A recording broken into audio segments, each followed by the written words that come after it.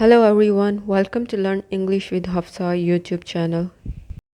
आज का हमारा टॉपिक बहुत ही इंटरेस्टिंग होने वाला है क्योंकि आज के टॉपिक पे हम टेंसेस के बारे में पढ़ेंगे डिटेल में। तो चलें आज का टॉपिक स्टार्ट करते हैं हम। टीचर ने एक दिन क्लास में टेंसेस की एक डेफिनेशन बताई। उन्होंने बताया कि टेंसेस एक ग्रामेटिकल कैटेगरी है वर्ब की जो एक्सप्रेस करती है टाइम को डिफरेंट वेज में। अब ये डेफिनेशन सुन के क्लास में बैठा एक स्टूडेंट जिसका नाम अली है, उसको समझ नहीं आया कि टेंसेस क्या होते हैं और इनको कैसे समझा जाता है।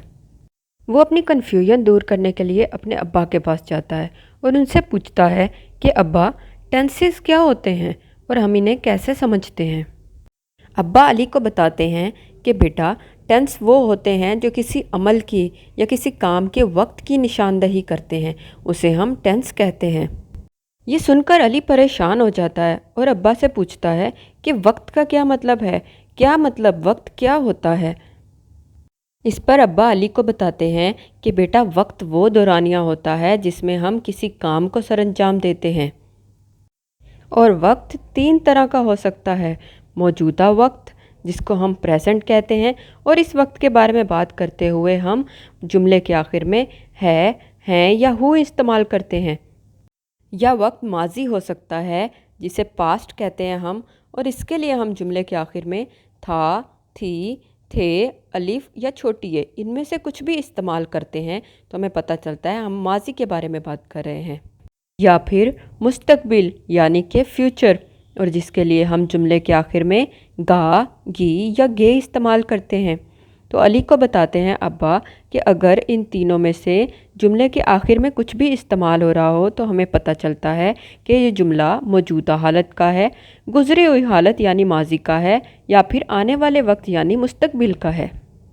ये सुनकर अली अब्बा से पूछता है कि अब्बा, आपने बताया कि टेंस एक्शन के टाइम की निशानदही करता है, तो एक्शन क्या होता है, क्या मतलब है इसका। ये सुनकर अब्बा अली को बताते हैं कि बेटा, एक्शन उस काम को कहते हैं, उस अमल को कहते हैं जो हम करते हैं, और हम इसको तीन किस्मों में, तीन हिस्सों में रखते हैं काम को।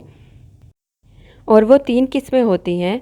पहली है इनडेफिनेट यानी कि गैर वाज़े, ऐसा काम जिसके बारे में हमें वाज़े नहीं होता, और इस काम को डिफ़ाइन करने के लिए, बताने के लिए हम जुमले के आखिर में ता, ते या ती इस्तेमाल करते हैं। दूसरी तरह का काम वो होता है जो कंटिन्यूअस होता है यानी कि जारी होता है, और ऐसे काम के लिए हम जुमले में रहा, रहे या रही इस्तेमाल करते हैं। और तीसरी तरह का काम परफेक्ट होता है जो हो चुका होता है, और ऐसे काम के लिए हम जुमले के आखिर में चुका, चुके या चुकी इस्तेमाल करते हैं। तो इन तीनों में से कोई भी तरह का हम फ़िक्रा इस्तेमाल कर रहे हैं या फ़िक्रे के अंदर वर्ड इस्तेमाल कर रहे हैं तो हमें पता हो कि हम किस तरह के एक्शन, किस तरह के काम के बारे में बात कर रहे हैं, गैर वाज़ेह के बारे में, जारी के बारे में, या वो काम जो हो चुका है। ये सुनकर अली अब्बा से कहता है कि अब्बा, आपने मुझे वक्त के बारे में बता दिया, एक्शन के बारे में भी बता दिया, लेकिन अब ये भी बताएं कि जुमले में किस तरह से पता चलता है कि इस एक्शन का वक्त क्या है, यानी एक्शन के, काम के वक्त की निशानदही कैसे करते हैं जुमले के अंदर। ये सुनकर अब्बा अली से कहते हैं कि चलो मैं सिखाता हूँ कि किस तरह से वक्त की निशानदही करनी है। अब अब्बा अली को बताते हैं कि वक्त और काम हमेशा साथ साथ चलते हैं क्योंकि हर काम के करने का एक वक्त होता है, और आज ये हम डिटेल में पढ़ेंगे। हमने पीछे सीखा कि काम के तीन किस्में हैं यानी इंडेफिनेट, कंटिन्यूअस और परफेक्ट। इन तीनों किस्मों को हम तीनों हालतों में यानी वक्त की तीन हालतें, मौजूदा, गुजरा हुआ और आने वाला वक्त, तीनों में रखते हैं, और तीनों में इनको अलग अलग तरीके से पढ़ते हैं। तो चलें देखते हैं कैसे पढ़ते हैं हम इन्हें। तो सबसे पहले हम एक्शन की इन तीनों किस्मों को यानी इंडेफिनेट, कंटिन्यूअस और परफेक्ट को प्रेजेंट के साथ इस्तेमाल करके देखेंगे कि इसको प्रेजेंट में कैसे इस्तेमाल करते हैं। जब इनडेफिनेट प्रेजेंट के साथ इस्तेमाल होगा तो ये प्रेजेंट इनडेफिनेट बन जाएगा, और इसके लिए हम जुमले के आखिर में इनडेफिनेट का ता, ते या ती इस्तेमाल करेंगे, और प्रेजेंट का है, हैं और हूँ इस्तेमाल करेंगे। तो ये बन जाएगा ता है, ती हूँ या ते हैं बन जाएगा। तो जुमले के आखिर में अगर ता है, ती हूँ या ते हैं में से इस्तेमाल होगा तो हमें पता होगा कि ये प्रेजेंट इंडेफिनिट का जुमला है। और जब हम कंटिन्यूस को प्रेजेंट के साथ इस्तेमाल करेंगे तो हमें पता होगा कि हमने कंटिन्यूस का रहा, रही और रहे लेना है और प्रेजेंट का है, हैं और हूँ लेना है। तो ये बन जाएगा प्रेजेंट कंटिन्यूस, यानी कि रहा हूँ, रही है और रहे हैं इस्तेमाल होगा। और इन तीनों में से अगर जुमले के आखिर में कुछ भी आ जाता है, यानी रहा है, रही हूँ या रहे हैं में से आता है, तो हमें पता होगा कि हम प्रेजेंट कंटिन्यूस के बारे में बात कर रहे हैं। और जब परफेक्ट प्रेजेंट में इस्तेमाल होगा तो जुमले के आखिर में हम परफेक्ट का चुका, चुकी या चुके लेंगे और प्रेजेंट का है, हैं और हूँ लेंगे। तो ये प्रेजेंट परफेक्ट बन जाएगा। और जुमले के आखिर में चुका है, चुकी हूँ या चुके हैं इस्तेमाल होगा तो हमें पता चलेगा कि ये जुमला प्रेजेंट परफेक्ट का है। तो इस तरह से हम इन तीनों को प्रेजेंट के साथ इस्तेमाल करेंगे। अब हम इन तीनों को यानी कि इंडेफिनिट, कंटिन्यूस और परफेक्ट को पास्ट के साथ देखते हैं कि किस तरह से बनाएंगे, हम कैसे इस्तेमाल करेंगे उर्दू फ़िक्रों में। जब इंडेफिनिट पास्ट के साथ इस्तेमाल होगा तो ये पास्ट इंडेफिनिट बन जाएगा और हम इसके लिए इंडेफिनिट यानी ता, ते या ती के साथ पास्ट का था, थे और थी लेंगे और ये बन जाएगा ता था, ती थी या ते थे बन जाएगा।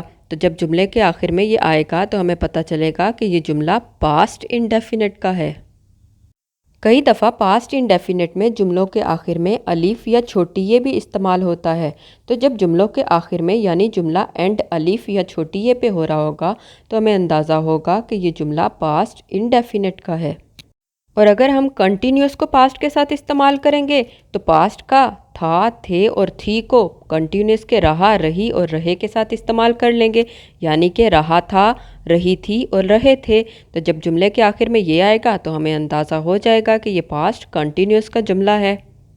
और अगर हम परफेक्ट को पास्ट के साथ इस्तेमाल करेंगे तो परफेक्ट का चुका, चुकी और चुके के साथ हम था, थी या थे में से इस्तेमाल करेंगे तो हमें अंदाज़ा हो जाएगा कि पास्ट परफेक्ट का जुमला है, यानी कि चुका था, चुकी थी या चुके थे। तो इनमें से कोई भी आएगा तो हमें अंदाज़ा होगा कि ये जुमला पास्ट परफेक्ट का है। तो अब हमने सीख लिया कि इन तीनों एक्शंस को यानी इंडेफिनिट, कंटिन्यूस और परफेक्ट को पास्ट के साथ इस्तेमाल कैसे करना है उर्दू में। और पास्ट के बाद अब हम सीखते हैं कि इंडेफिनिट, कंटिन्यूस और परफेक्ट को फ्यूचर में यानी मुस्तकबिल के साथ कैसे इस्तेमाल करना है। किस तरह से पता चलता है कि ये फ्यूचर इंडेफिनिट, फ्यूचर कंटिन्यूस या फ्यूचर परफेक्ट के जुमले हैं। अगर हम इंडेफिनिट को फ्यूचर के साथ लेंगे तो हम इंडेफिनिट का ता, ते और ती को ख़त्म करके सिर्फ फ्यूचर का गा, गे और गी इस्तेमाल करेंगे और इसको फ्यूचर इंडेफिनिट बना देंगे।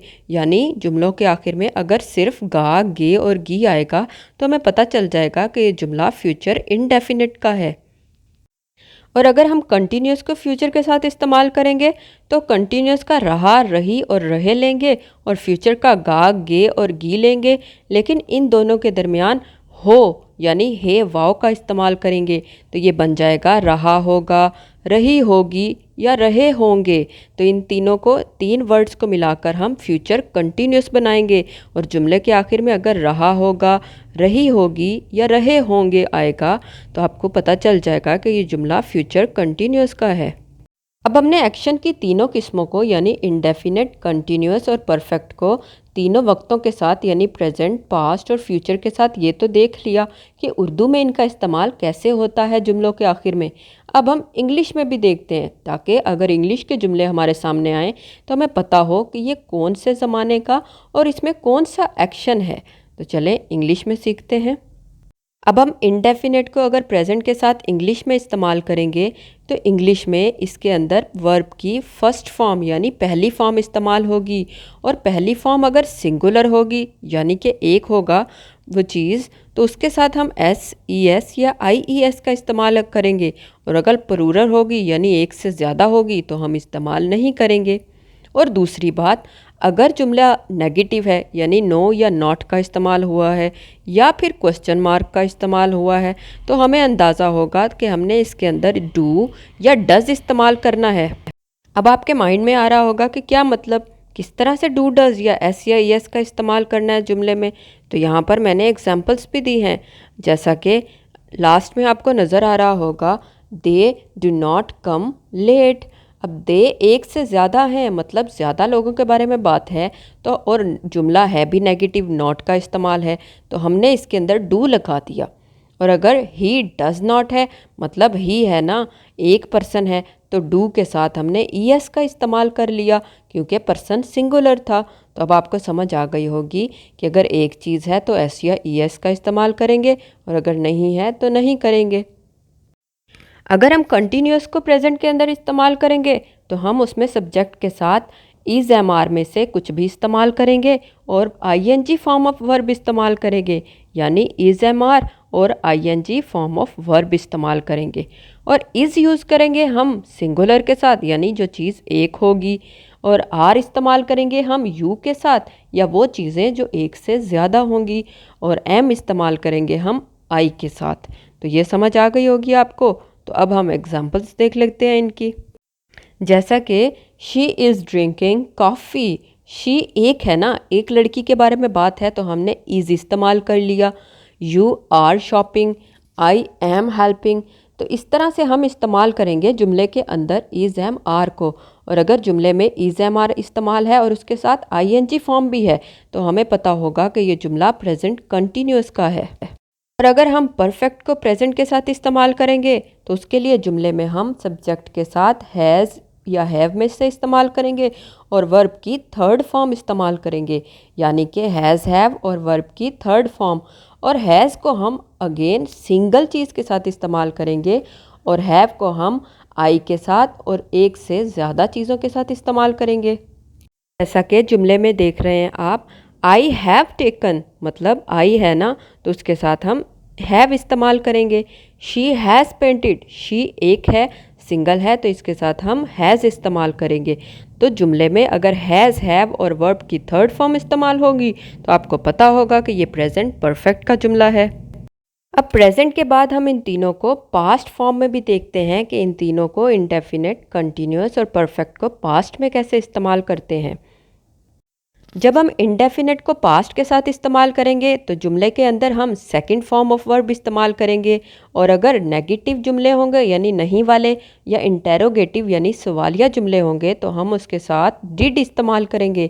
यानी अगर जुमले के अंदर वर्ब की सेकंड फॉर्म इस्तेमाल हो रही है या डिड इस्तेमाल हो रहा है, तो हमें पता होगा कि ये जुमला पास्ट इंडेफिनिट का है। जैसा कि एग्जाम्पल में आप देख रहे हैं, आई पोस्टेड द लेटर, तो posted second form of verb है। And they didn't help us, मतलब डिड इस्तेमाल हुआ है, तो हम पता चल रहा है हमें कि ये जुमला पास्ट इंडेफिनिट का है।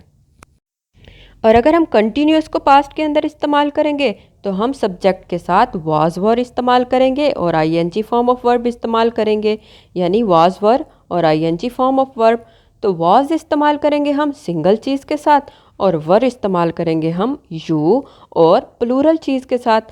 जैसा कि हम एग्जाम्पल में देख रहे हैं, I was playing, you were playing, तो ये पास्ट कंटिन्यूअस के जुमले हैं, इसलिए इसमें वाज वर और आईएनजी फॉर्म ऑफ वर्ब इस्तेमाल हुआ है। और अगर हम परफेक्ट को पास्ट के साथ इस्तेमाल करेंगे तो इसमें हम हैड इस्तेमाल करेंगे और वर्ब की थर्ड फॉर्म इस्तेमाल करेंगे। तो अगर जुमले में हैड और वर्ब की थर्ड फॉर्म इस्तेमाल होगी तो हमें पता होगा कि ये जुमला पास्ट परफेक्ट का है। जैसा कि एग्जाम्पल में देख रहे हैं हम, I had not finished, I had never seen such a beautiful beach, तो हैड इस्तेमाल हुआ है एंड फिनिश्ड वर्ब की थर्ड फॉर्म इस्तेमाल हुई है, तो हमें पता चल गया कि ये जुमला पास्ट परफेक्ट का है। अब हम पास्ट के बाद इन तीनों को फ्यूचर के अंदर देखते हैं कि कैसे इनको फ्यूचर में इस्तेमाल करते हैं हम। अगर हम इंडेफिनिट को फ्यूचर के अंदर इस्तेमाल करेंगे तो हम सब्जेक्ट के साथ वर्ब की फर्स्ट फॉर्म यूज़ करेंगे और विल और शैल इस्तेमाल करेंगे जुमले के अंदर। और विल और शैल के अंदर हम शैल को सिर्फ आई और वी के साथ इस्तेमाल करेंगे, बाकी सब के साथ हम विल इस्तेमाल करेंगे। तो जुमले में अगर विल शैल हो और वर्ब की फर्स्ट फॉर्म हो तो हमें पता होगा कि ये जुमला फ्यूचर इंडेफिनिट का है। जैसा कि आई शैल ईट पिज़्ज़ा, आई है तो इसके साथ हम शैल इस्तेमाल करेंगे। दे विल मेकअप, दे है तो इसके साथ हम विल इस्तेमाल करेंगे। तो ये फ्यूचर इंडेफिनिट के एग्जाम्पल्स हैं। अगर हम कंटिन्यूस को फ्यूचर के साथ इस्तेमाल करेंगे तो उसके अंदर हम सब्जेक्ट के साथ विल का इस्तेमाल करेंगे, आईएनजी फॉर्म ऑफ वर्ब इस्तेमाल करेंगे और इन दोनों के साथ बी का इस्तेमाल करेंगे, यानी कि विल बी और आईएनजी फॉर्म ऑफ वर्ब इस्तेमाल होगी तो हमें पता होगा कि ये फ्यूचर कंटिन्यूस टेंस है। जैसा कि एग्जाम्पल में हम देख रहे हैं Bob will be going, they will be playing, तो ये फ्यूचर कंटिन्यूस की एग्जाम्पल्स हैं। और अगर हम परफेक्ट को फ्यूचर के साथ इस्तेमाल करेंगे तो जुमलों के अंदर हम will plus have plus verb की थर्ड फॉर्म इस्तेमाल करेंगे, यानी अगर जुमलों के अंदर विल हैव और वर्ब की थर्ड फॉर्म है तो हमें अंदाज़ा होगा कि ये फ्यूचर परफेक्ट टेंस है। जैसा कि एग्जांपल में है I will have slept, I will not have eaten, तो ये फ्यूचर परफेक्ट की एग्जांपल्स हैं। आखिर में अब्बा अली से कहते हैं कि बेटा हमने सीख लिया कि कैसे इंडेफिनिट, कंटिन्यूस और परफेक्ट को प्रेजेंट, पास्ट और फ्यूचर के साथ अलग अलग इंग्लिश में इस्तेमाल करते हैं, तो मुझे उम्मीद है कि आपको समझ आ गई होगी। अब अब्बा अली के लिए एक टेबल ड्रा कर देते हैं ताकि अली को और अच्छे से समझ आ जाए और वो अच्छे से समझ जाए कि ये टेंसेस कैसे इस्तेमाल होते हैं इंग्लिश में और उर्दू में। तो उम्मीद है अली के साथ साथ आपने भी टेंसेस को अच्छे से सीख लिया होगा। तो मैं मिलूँगी अपनी अगली वीडियो में, तब तक के लिए खुदा हाफिज़।